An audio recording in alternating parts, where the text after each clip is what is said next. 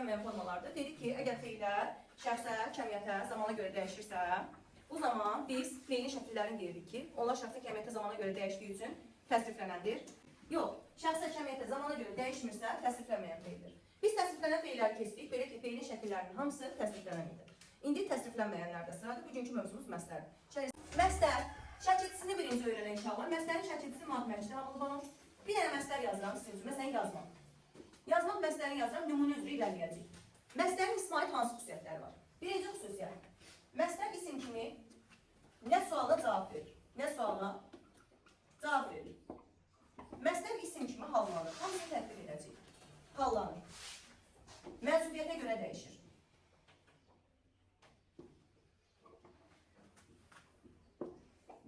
Məsləhət də isim kimi mübtəda tamamlıq ismi xəbər ola bilir.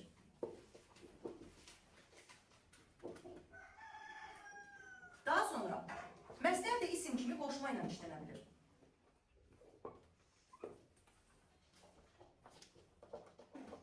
Qoşma ilə işlənir. Və uşaqlar, məsləhət də isim kimi şəxsə görə dəyişə bilir deyəmirəm. Çünki bütün şəxslər üzrə dəyişə bilir. Məsləhət yalnız üçüncü şəxsin təkinin şəxs şəkilçisi qəbul edir, o da dır şəkilçisidir.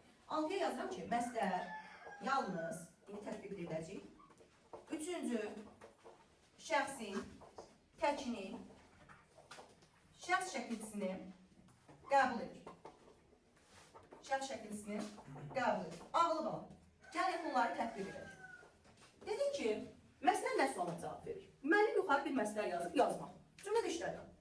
Yazmaq önəmlidir. Nə önəmlidir? Nə sualına cavab verir? Hallanır. Yazmaq, yazmağın, yazmağa, yazmağı, yazmaqda, yazmaqda. İsmin halları üzrə dəyişə bilir. Bu da əla. Məsuliyyətə görə dəyişir. Məsuliyyətin qarşısında mənim, sənin, onun, bizim, sizin, onların əlavə edirik. Mənim yazmağım, sənin yazmağın, onun yazmağı, bizim yazmağımız, sizin yazmağınız, onların yazmağı.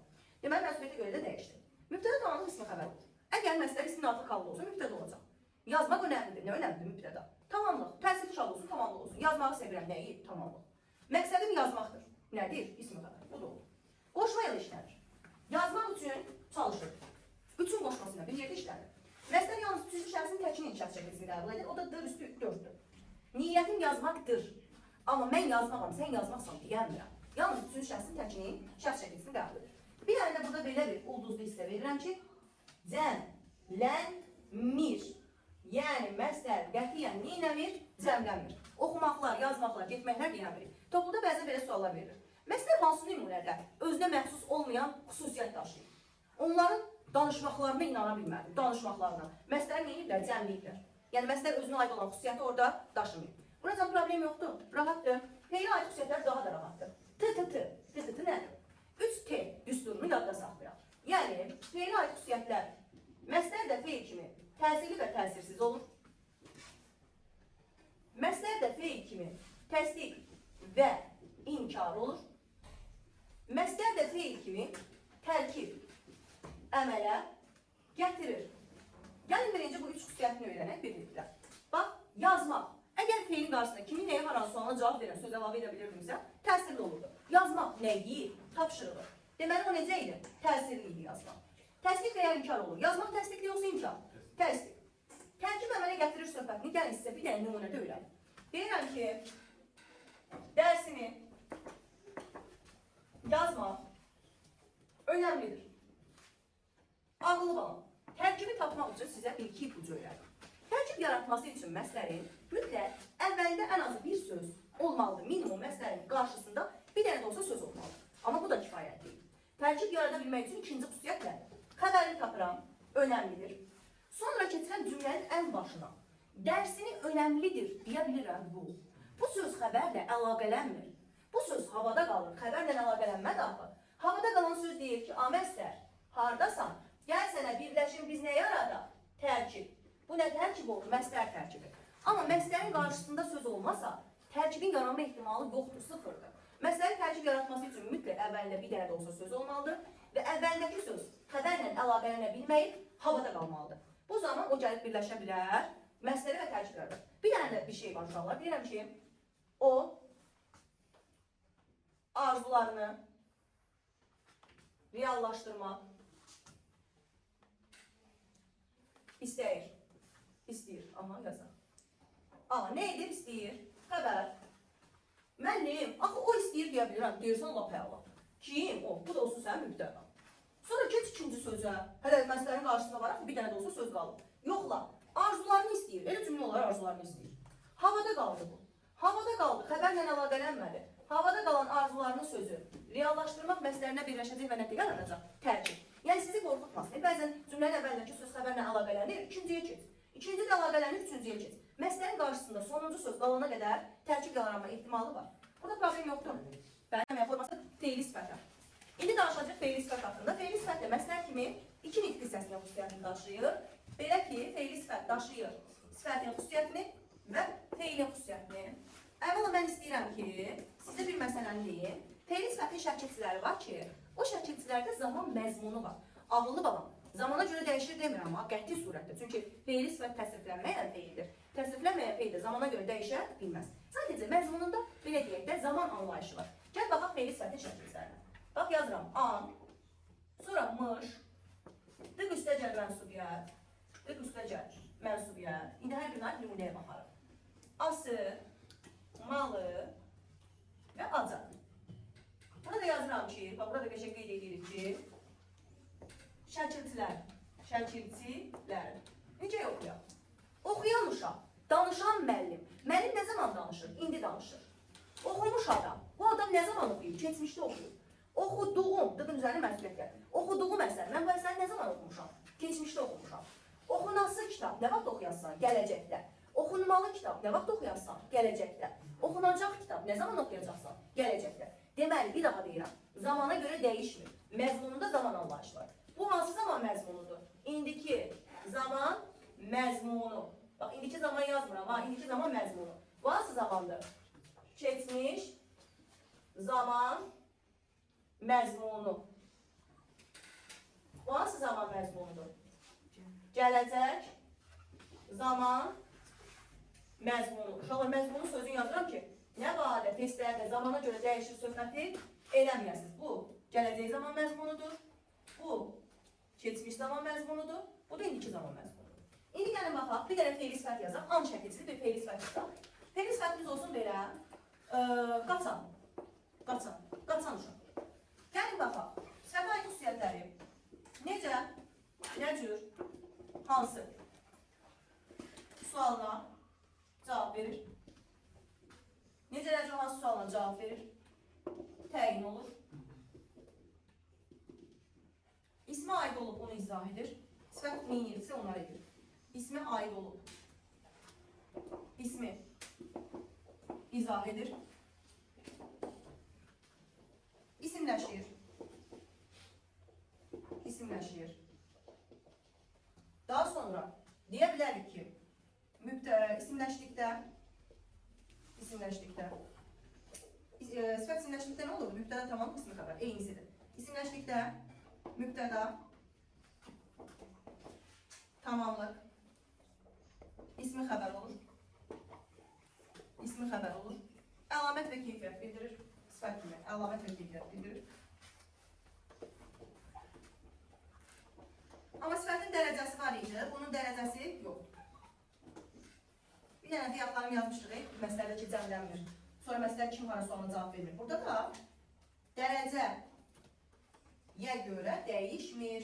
Yəni burada dərəcəyə görə dəyişmək söhbəti yoxdur. Çünki dərəcəyə görə dəyişə bilən yeganə nitq hissəsi nədir? Sifət. Yəni baxın. Qaçan uşaq. Necə uşaq? Nəcür uşaq? Hansı uşaq? Doğrudan da qaçan fe'li sifəti bu suallara cavab verir. Qaçan uşaq tapıldı. Tapıldı. Xəbər kim? Uşaq. Hansı uşaq qaçan? Burada təyin oldu qaçan. İsmi aid olub ismi izah edir. Qaçan uşaq isminə aiddir və uşaq ismini izah edir. İsimləşir. Qaçanı qovmazlar. Qaçanı kimi ismi aid təsirli kal qəbul etdi. Ya da qaçanlar gəldilər. İsmi aid cəm qəbul etdi. Cəm hal mənsubiyyət qəbul eləsə. Ya da özündən sonra uşaq ismini itirsə, qaçan gəldi, kim gəldi? Niyə avtomatik isimləşir? Çünki biz bilirdik ki, sifət necə isimləşirdi? Üzərinə cəm hal mənsubiyyət gəlməklə ya da ki, özündən sonraki ismi itirməklə eynisidir. Üzərinə cəm hal mənsubiyyət gəl, həmən isimləşəcək. İsimləşəndə mübtəda tamamlıq ismi xəbər olur. Qaçan uşaq gəldi əvəzinə, uşaq ismini sil isimləşsin. Qaçan gəldi. Kim gəldi? Oldu sənin üçün mübtəda. Əlamət keyfiyyət bildirir. Məsələn, deyirəm ki, çalışan insan keyfiyyət və yaxud Deyirəm ki, məsələn deyək də, deyək ki, baxan insan, görən insan, oturan insan, onun əlamətidir oturan insan. Amma çalışan, mərhəmət edən insan, onun nəyidir? Keyfiyyətidir. Dərəcəyə görə də neynəmir? Dəyişmir. Sizə şart xəbərim var. Belə aid xüsusiyyətləri məsələlə hamısı olmasa da 4 üst-üstə düşür.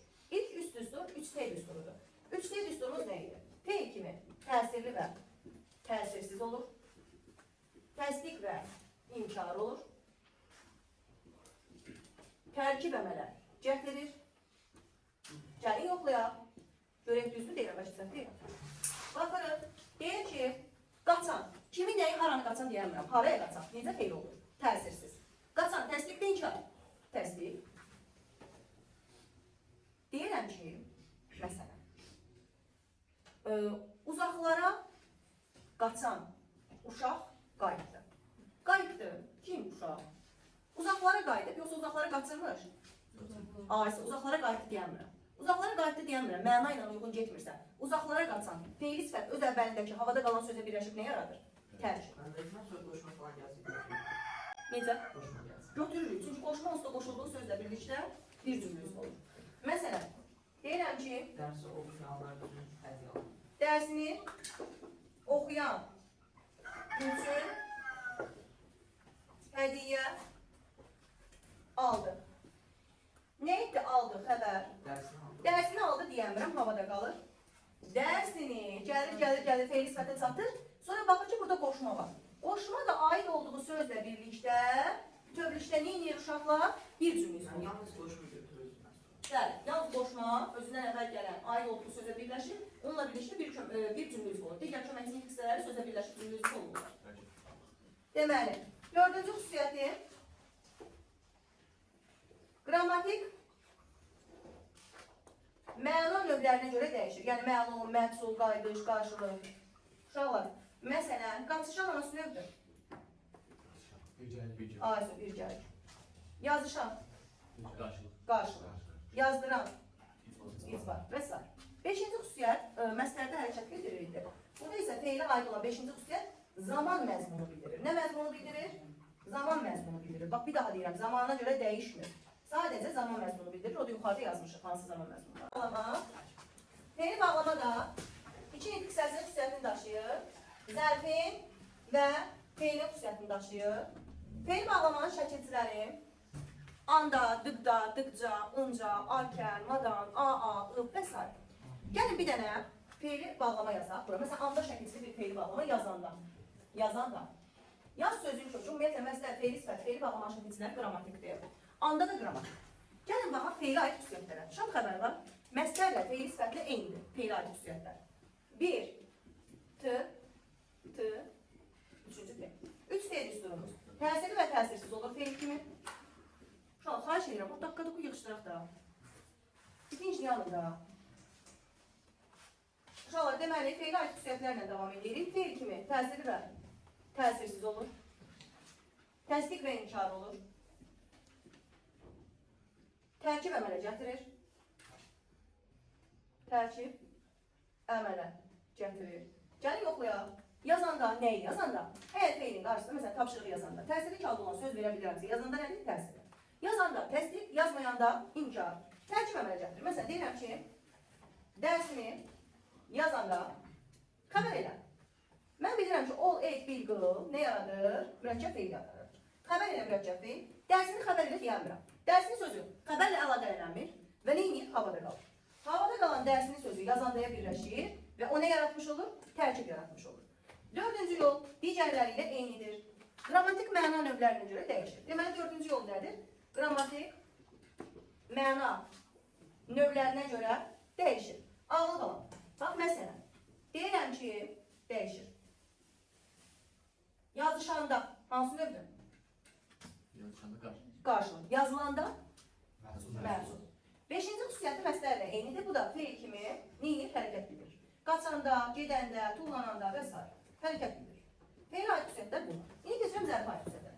Zərf əşyanın tərzini, zamanını, yerini və miqdarını bildirir.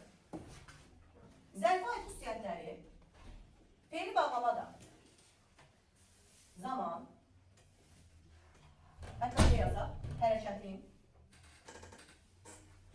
zamanını bildirir. Zərf kimi hərəkətin zamanını. Deməli, zərf kimi hərəkətin zamanını bildirir. Tərzini bildirir. Tərzini bildirir. Daha sonra miqdarını bildirir.